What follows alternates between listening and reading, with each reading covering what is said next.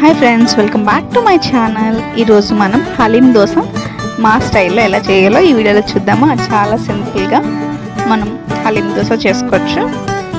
మంచి రోస్ట్గా మనం ఈ హలీం దోశ రెడీ చేసుకుందాం. దీనికోసం ముందుగా మనం దోశ బ్యాటర్ని తీసుకున్నాం. దోశ వేసుకుందాం. మీడియం థిక్గా వేసుకోండి, మరి సన్నంగా వేయకండి. మనం హలీం కూడా పైన వేసుకుంటాం కదా. సో దోశ వేసుకొని ఈవెన్గా స్ప్రెడ్ చేసుకోండి. ఇప్పుడు కొంచెం ఆయిల్ కూడా యాడ్ చేసేద్దాం. ఇప్పుడు ఈ ఆయిల్ అంతా కూడా ఒకసారి దోశ మొత్తం స్ప్రెడ్ చేసుకున్నాక నేను 1.5 స్పూన్ హలీం యాడ్ చేస్తున్నాను. చికెన్ హలీం. ఇది కొంచెం స్పైసీగా ఉండడానికి నేను షెజ్వాన్ చట్నీ కూడా యాడ్ చేసుకుంటాను 1 టీ స్పూన్.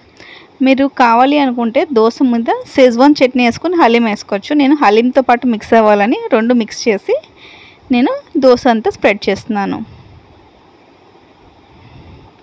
ఇలాగ దోశ అంతా ఈవెన్గా స్ప్రెడ్ చేసుకున్నాక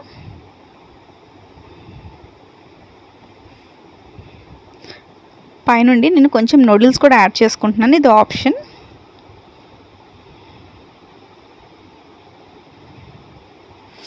ఇప్పుడు మన దోశ అంతా కూడా మంచి గోల్డెన్ బ్రౌన్గా కలర్ వస్తే రెండు వైపులా ఫ్లిప్ చేసుకొని రోస్ట్ చేసుకుందాం.